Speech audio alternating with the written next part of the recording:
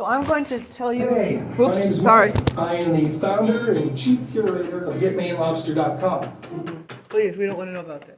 Okay, so now we're going to talk about an artist, Frank Stella, who used this technique. These canvases are very, very large. I'm talking from floor to ceiling, very large canvases. He had a great retrospective of his work, which means all of his artwork that he's done over the years. He's not alive anymore, in the Fort Worth Art Museum. And now I will take you to the Wichita Art Museum probably next Saturday if there's no spring break. However, there are other art museums that you can go to, not in this area.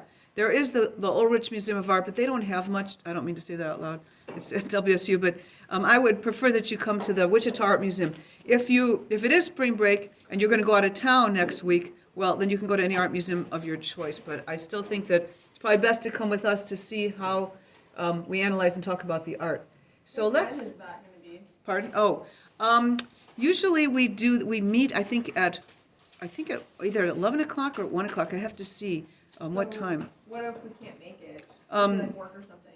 Yeah, well, let me know if you can't. You'll miss out more than anything else. But you do have to go to a museum for the midterm. Okay, so you just go on your own. It's free. I believe it's free every Saturday. And not every Saturday do they have the jazz performances and the dance performances and everything going on. I also believe that students do get at a discount rate, but I can't remember what it is, quite honestly.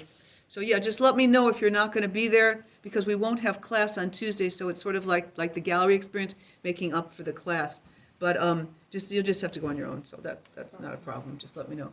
Okay, so let's look at Frank Stella, and let's see. I think he's doing an interview. I hope this. There we go. Here's his work. Look In a up a minute. series called Oops. Protractor Paintings, American artist. So these are all tape paintings. Look up, guys. See the straight edges? Artwork, bright colors, geometry, and composition. When I look at Stella's paintings, I sense rhythm and movement in the way he arranged and overlapped the circular shapes. If you had a pencil and a compass, I wonder what kind of design you could create. There's the Will your artist. design be peaceful looking or filled with movement? Would your Look at how design large be these paintings are. relaxed or tense? Wall-sized paintings. Wild. So or imagine how long calm? that takes to do. In fact, I wonder what words you might use to describe your design. Well, let's find out.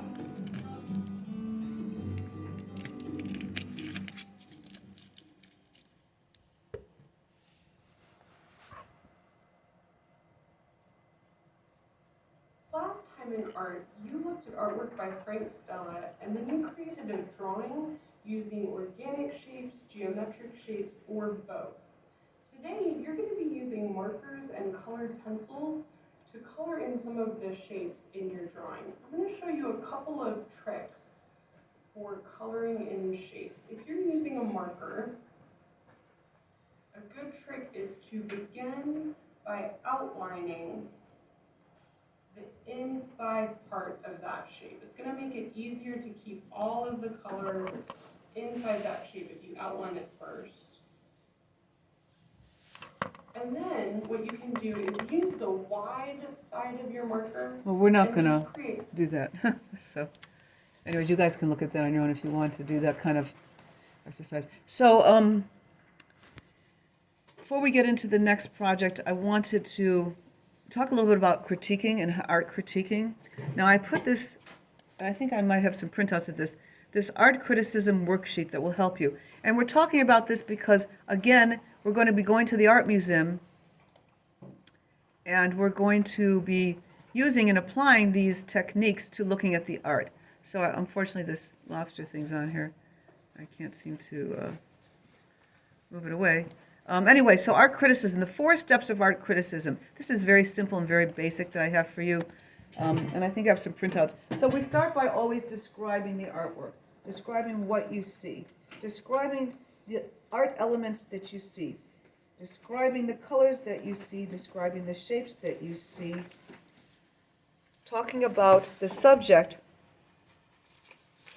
I'm going to see if I have some of these printouts here.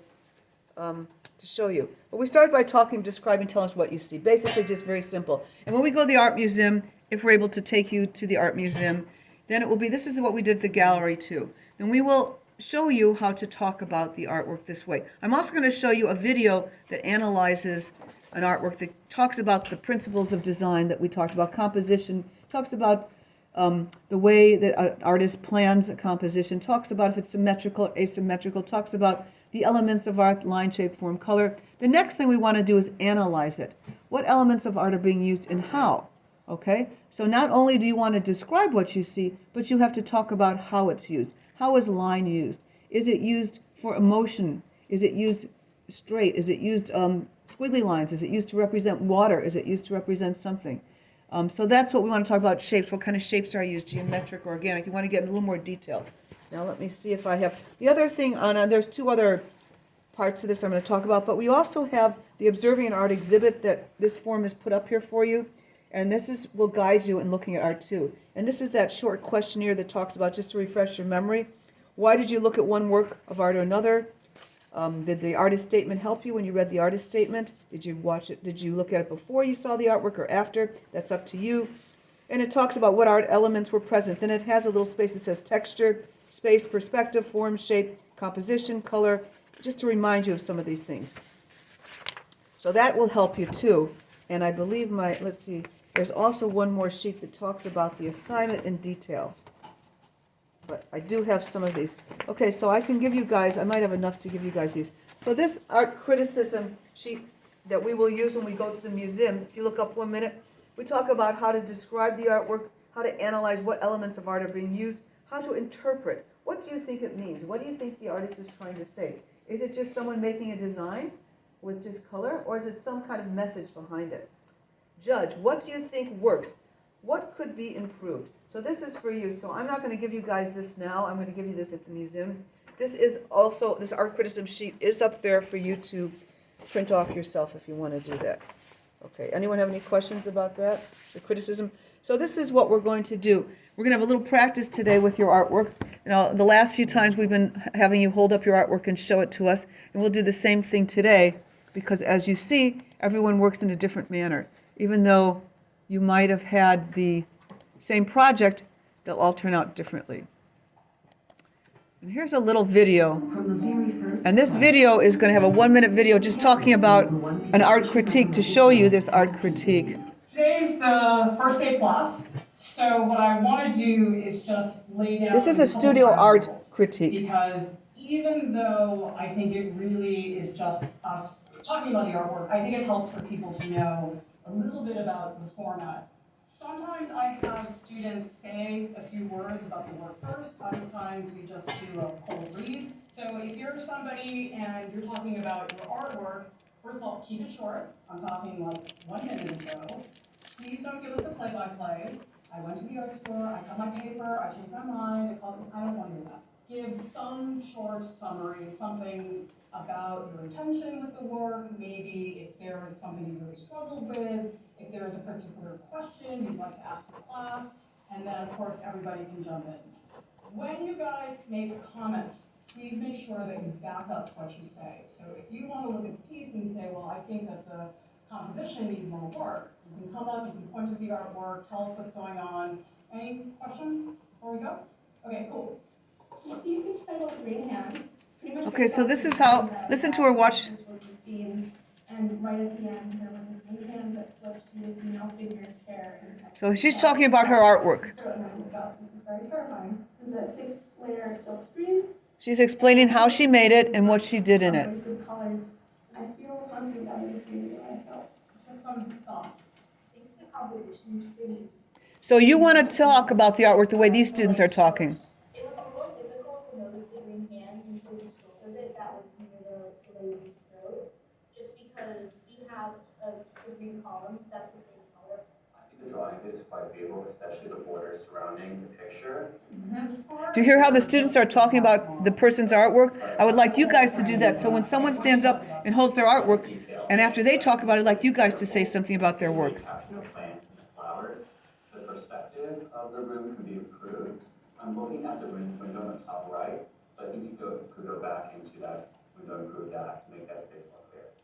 I think that contributes to the feeling of being in a dream, that distorted, little bit distorted perspective. See how they have different opinions about the artwork? What I enjoy about it is that it really transmits that idea of like, it's not quite reality.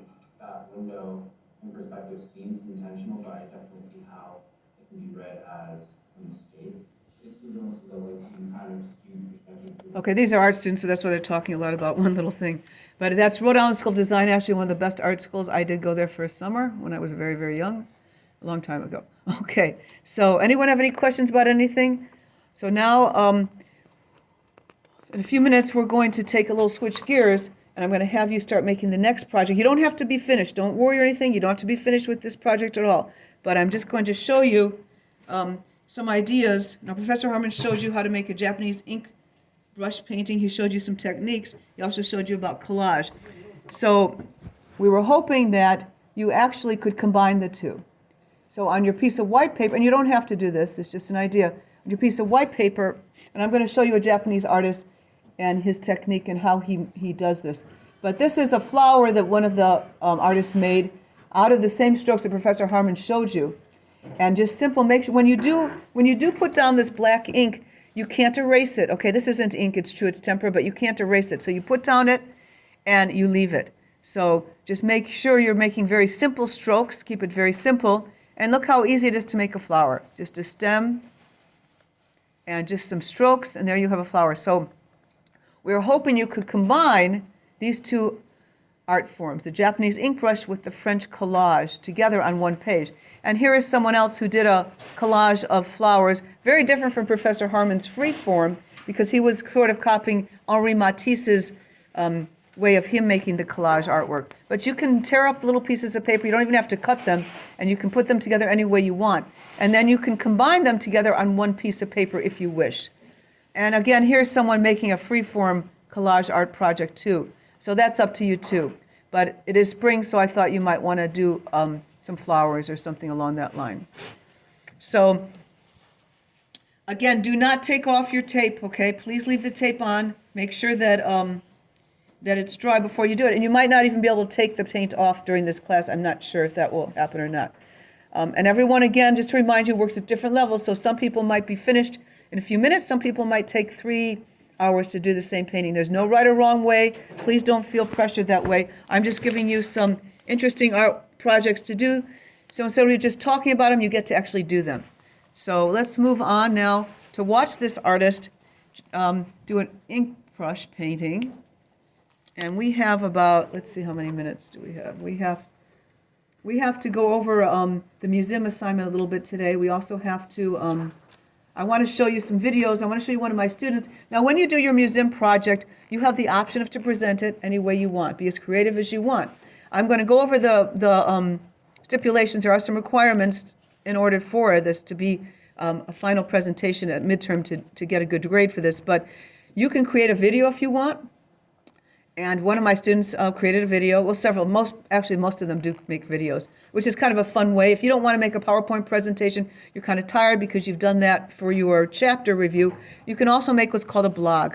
And I usually post my blog on here. I don't think I have it on for you guys.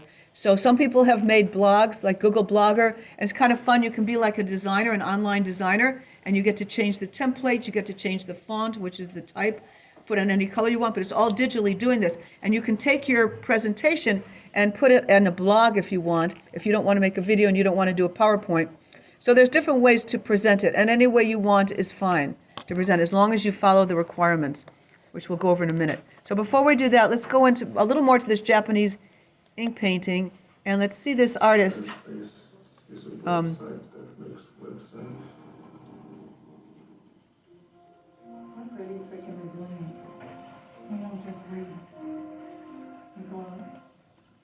Okay, so if you look up for a minute, guys.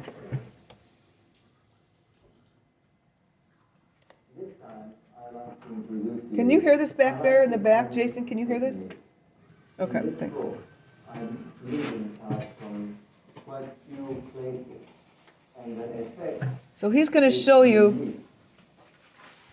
To be able to paint stars coming successfully, the best you have this type. Look at all the brushes hanging in his studio. And these all have bamboo handles.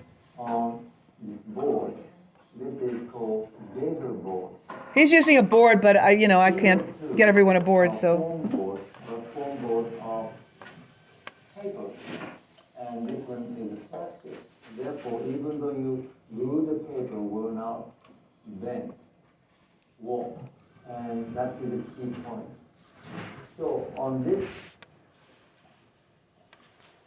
prepared board, I will have water. And then immediately you will add dark ink.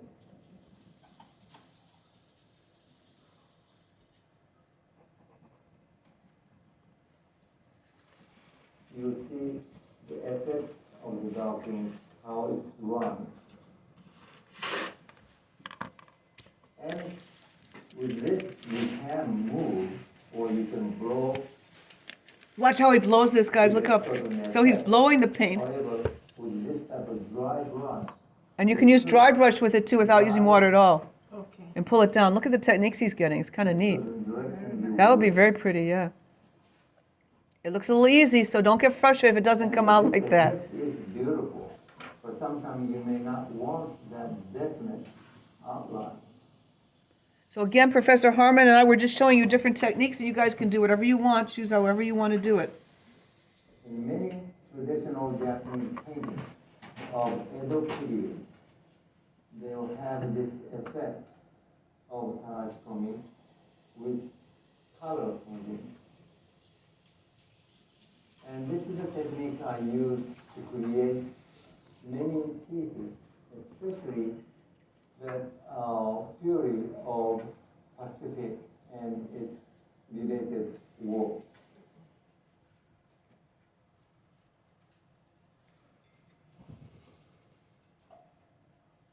Okay, now he's doing a large one. Watch this. He's putting water down first, it looks like Professor Harmon did. He's just putting water down on the canvas. Or I don't know but the board. And now he's using, look at all the brushes together he taped together, it looks like. Putting water on the whole thing. And he's probably, look at, he taped about 5 brushes together. That's an interesting idea. And he's got to work fast, because he's going to want to put it into the water so it blurs down and blends.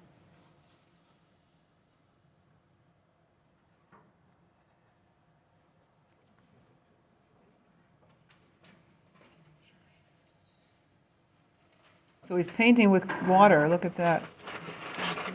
Now let's see what he does. Look what he's doing now. He's spraying the water. Oh, interesting. And now he's dabbing it up to dry and take some of it out before it dries.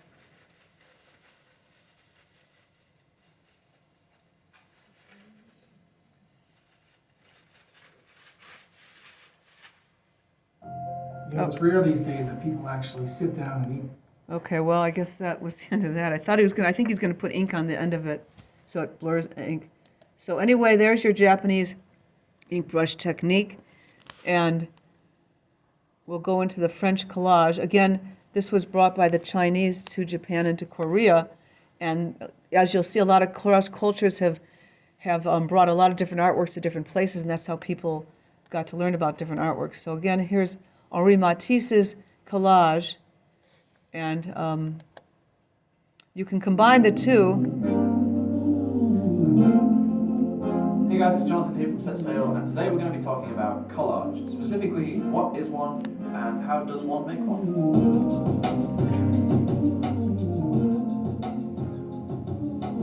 So, collage is a form of visual art, which is essentially about assembling different material or sources to create a new piece of work. So, In many cases, it's about cut and paste, or taking images and textures and putting them together to create a unified piece of art. The reason I love collage is that there are no rules, and in fact, breaking the rules is what makes it interesting to look at. I see it as the design equivalent of sampling in music. It's taking something old and using it in a new way, giving it a new purpose. Some people say the earliest forms can be traced right back to the invention of paper in China in 200 BC, or a technique used by Japanese calligraphers in around the 10th century, but it's often said to have emerged as an art form around 1900, with artists like George Braque incorporating cutouts into charcoal drawings, and Picasso who incorporated cutouts into his oil paintings.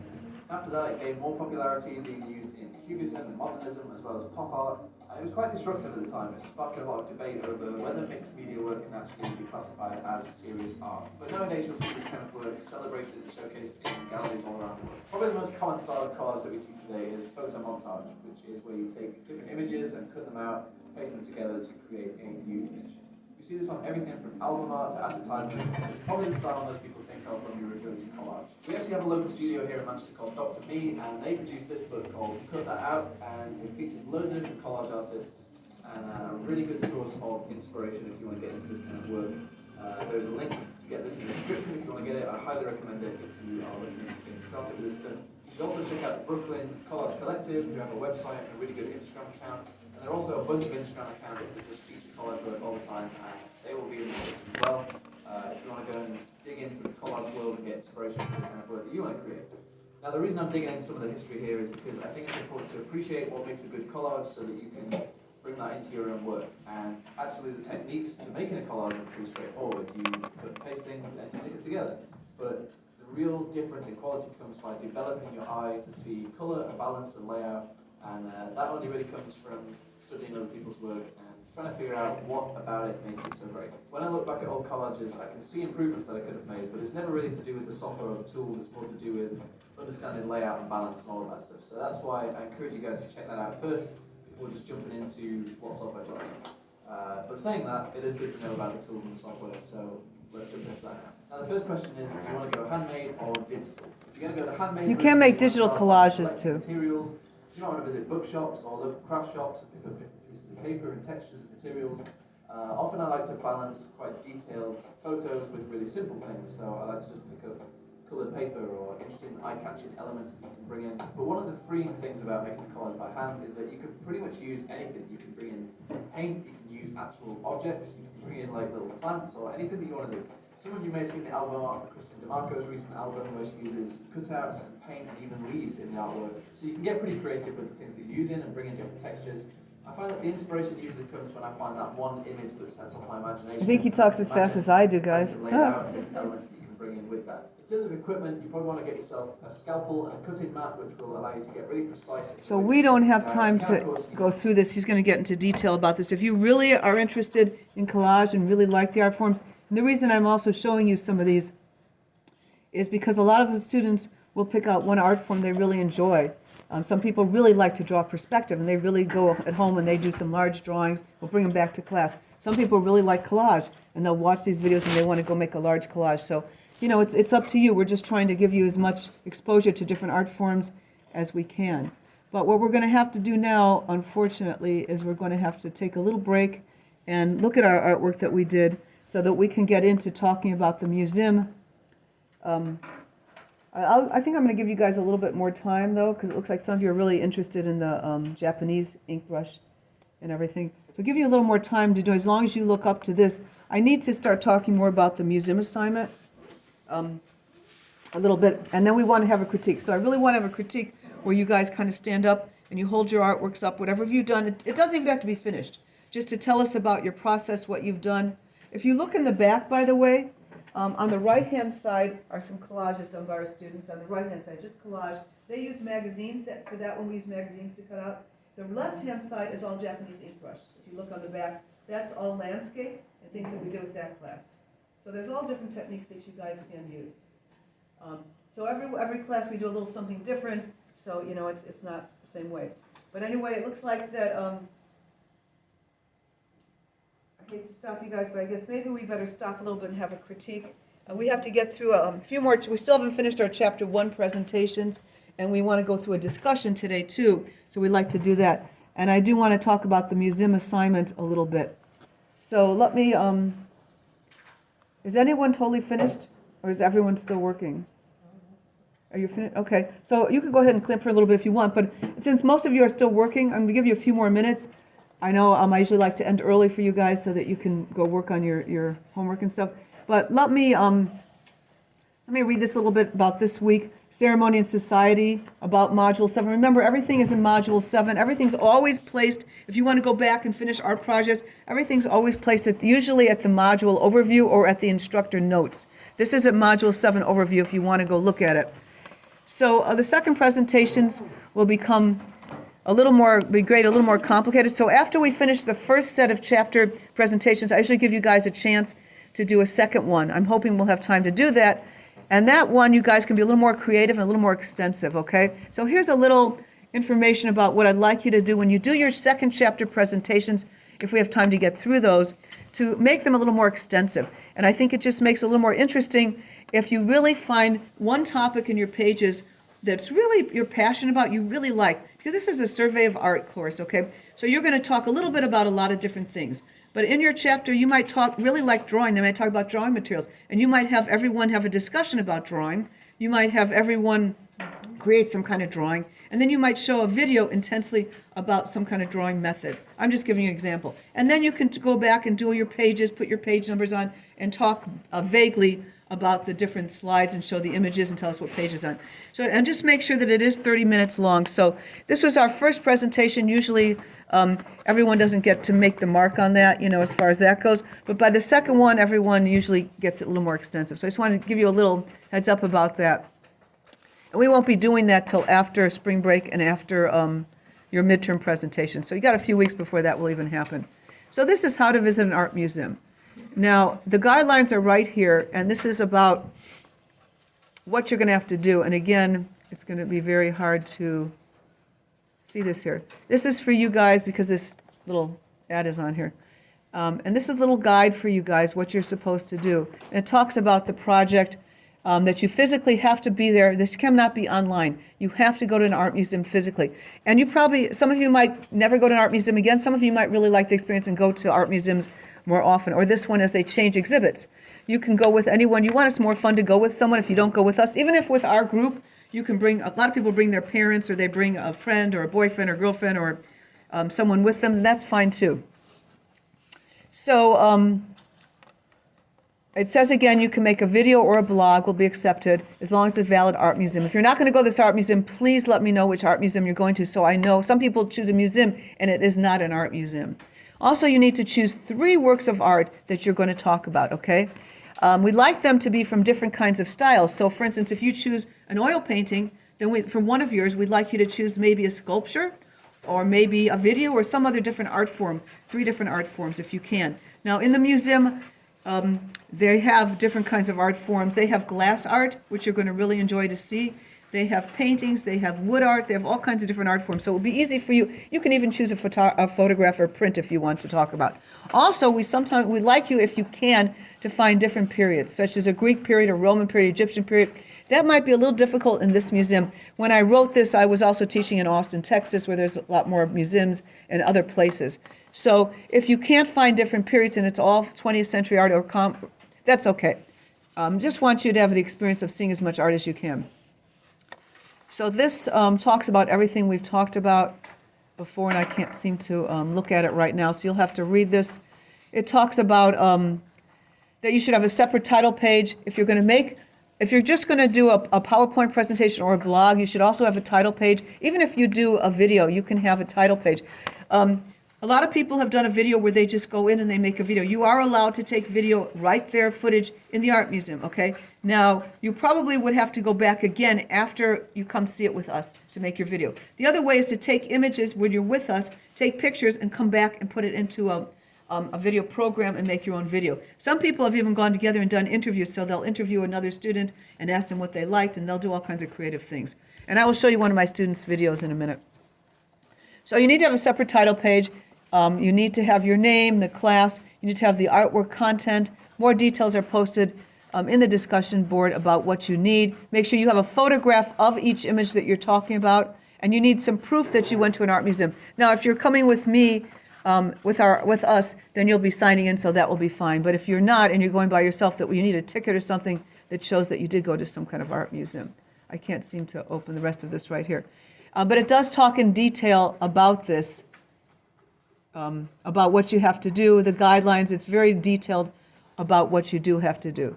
Okay, so mostly when you come with us to the museum, you will see the format and how you're supposed to do it. I'm going to show you this cute little, I think this is a animated video about museum. I went to the School of the Art of Chicago. I'm from Chicago, and I believe this is a group of students, young students at the Art of Chicago, that on how to see a museum and go to a museum.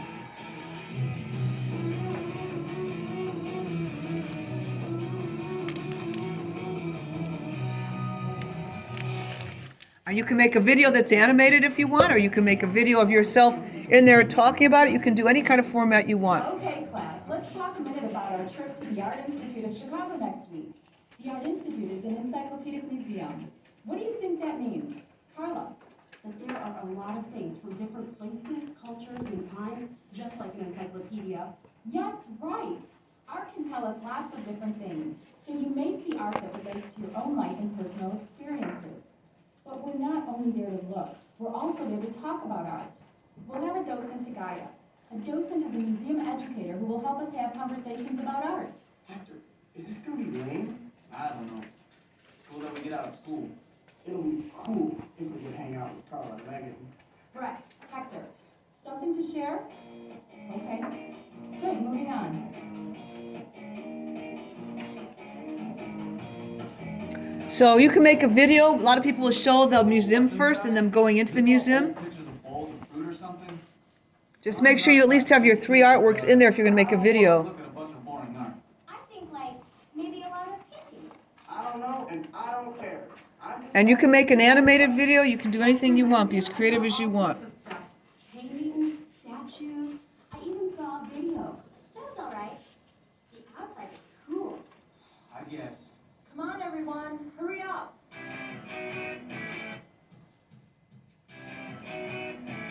Okay, let's review the rules we discussed in class last week. Keep an arm's length distance from the art. Yes, they'll tell you to move. If you get too close, they might ask you to leave. Permanent mark. Don't ever touch any of the artwork. Turn off your cell phone. Don't have your cell phone on, that's true. No gum. And don't eat or drink or they'll make you leave the museum. You may take photographs, but no flash. By following these rules, we help preserve the art for others, just like the people before you protected the art for you to see. And now, here's our docent. Welcome, everyone. Your teacher's right. You want to be careful because everything you'll see today is authentic, the real thing. There are thousands of works of art on display, and some were created thousands of years ago. Great. It is a bunch of boring art. Hey, Carla seems kind of into this thing, so just go with it. I don't want to make her mad. Shh, we're going to miss something. Today's tour is art from many places, and we're going to focus on the ways that art depicts everyday life. First stop, United States. I've been there. There's furniture, there's all kinds, sometimes there's jewelry, there's all kinds of things that are art forms that you might not consider art. Oh, I know this one. This is famous. And there is a painting by Edward Hopper, this same artist, in the museum, the Wichita Museum. So see how she talks about the museum? Starting with the people in this scene. Well, there's a couple. And a counter guy. Good. And what do we know about these people just by looking at them? So think about what you know about the people in the artwork. She's looking at something in her hand. What might she be looking at? Note? Right, I don't know. Maybe her boyfriend. Maybe it's that guy sitting right next to her. Why'd she be reading a note from a guy she's sitting next to? Because he's her boyfriend. What makes you think they're a couple? Well, they're both drinking coffee, like on a date.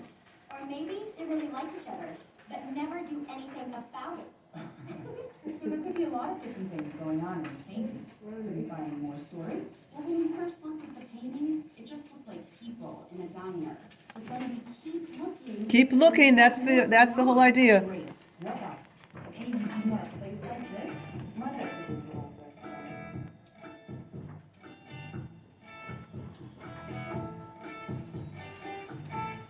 all that. What? Maybe it's about,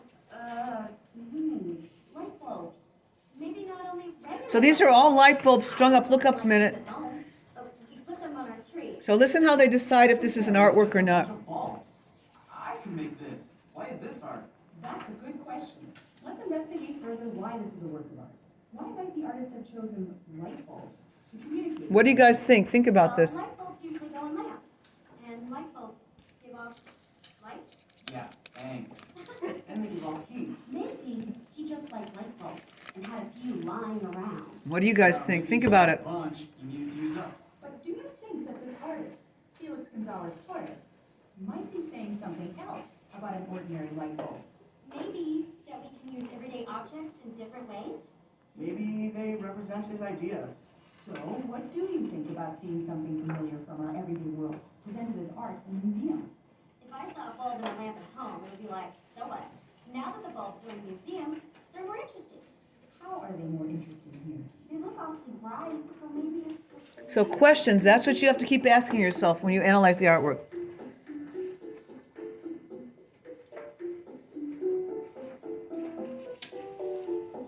Now we've arrived at the last stop on our tour, and this is a sculpture of the Hindu god Vishnu after he changed himself into the form of a boar called Varaha. Do you all know what a boar is? I know this whole thing is full. It's better than the light bulb. Oh, Brett, it's not funny. A boar is a wild pig. Right, and you might know that when someone changes their form in a story, that new form is called an avatar. Yeah, cool, just like in video games. So Vishnu, now in the form of Varaha the boar, rose from the depths of the Milk Sea Ocean to rescue the world from the evil demon Hiranyaksha. Varaha and the demon fought fiercely, but Varaha defeated him in the end and dipped beneath the water to raise the earth and restore it to its rightful place in the universe. The story of a giant boar rescuing the world may not seem like a part of our lives, but let's compare it to how everyday people can become heroes. Brett, what do you think? Well, I think that maybe he's like... So this can stimulate some ideas. So one person might be drawn to one artwork and one person might not like that at all. Yes, we've got about 5 minutes left to finish up our sketches. Okay, we're getting a little late now, so before we continue with the museum, I wanted to show you some of my students' work. Before we do this, I want to go, and here's a picture of the art museum, the Wichita Art Museum, if you haven't been there. Has anyone been to the Wichita Art Museum here? One person, okay. Well then, hopefully you all do come with us. Please clear your schedule so that you can come then. It's really important. Let's go around and let's have a little critique with your artwork, okay, guys? So don't worry, you don't have to be finished or anything now. But let's just let you guys stand up for a minute and just show us. We'll start with Carrie Ann if we want to go around. And just show us what you did. And you might see me again taking videos and pictures. And again, I post this at Facebook, my Facebook page, if you ever want to see any of these things. So we'll start with Carrie Ann. You don't have to be finished with anything. Nothing has to be, we just want to see what you've done and tell us a minute. Just take a minute to tell us if you liked any of these things, what you liked about it or what you didn't like about it, and why. That's all we want to know. Okay, so we'll start with